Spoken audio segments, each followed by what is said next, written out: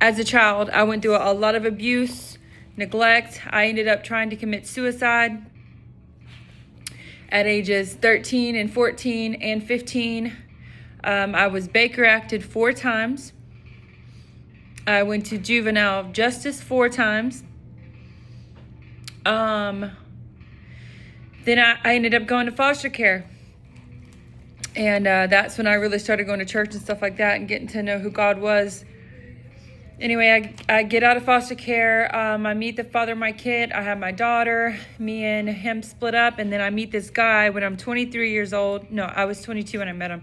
I'm working at Ace Hardware. I'm a single mom working, sober, doing great, And I meet this guy who seemed like such a nice guy.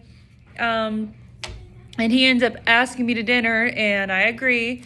So I go to his house one night. We have dinner and everything like that. It was out on in the middle of nowhere on this deer ranch, huge deer ranch. So it's kind of scary. It was weird. I had weird feelings about it, but then I just kept going back, and we kind of got to know each other. We started dating. Long story short, I find out 6 months into our relationship that he uses methamphetamine. And that was like, whoa, and then I end up having a miscarriage, and I kind of spiral out of control. I get into an argument with my mom. Long story short, I was vulnerable, went to his house, and I'm like, hey, let's do something. I don't want to feel this way anymore, and he's like, oh, well, I got some meth. So we started doing meth together, right? So then now I end up in addiction with him. And then 6 months later, we had a crazy relationship. He held guns to my head. He choked me out. He held me hostage. He cheated on me with all these girls. He did all this stuff. It was a really bad relationship, and I finally decided to leave him for good. Anyway, long story short, okay, he tells me to come get my stuff from his house, and I come to get my stuff from his house, and he shoots me with a 12 gauge shotgun. And it was the most shocking thing ever. Never in a million years did I think that was gonna happen, But anyway, so I'm literally laying there in a pool of blood, and I prayed to God to save my life.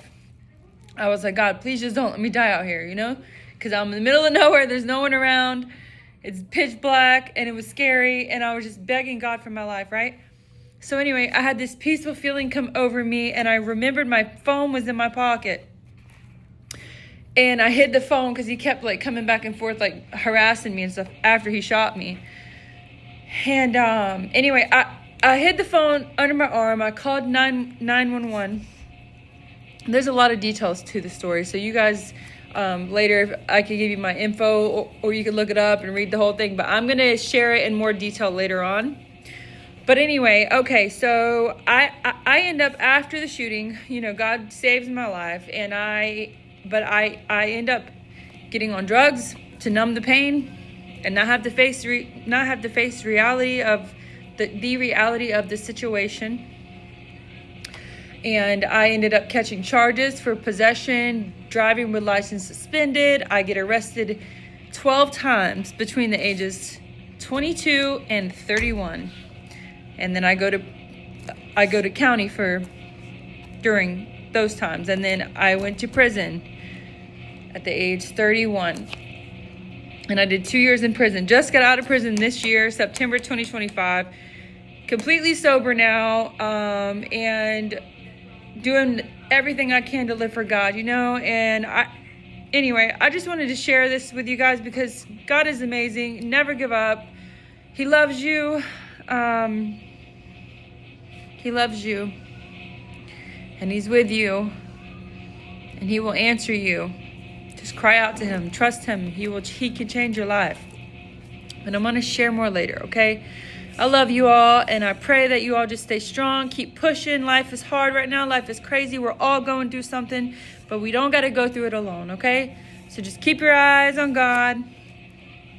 And if you like what I post, or if you want to hear more, subscribe, please. And I'm going to be posting a lot more, It's just encouraging to me when people subscribe, or they share with me how they were touched by the message, or they just tell me thank you or something, and it keeps me going.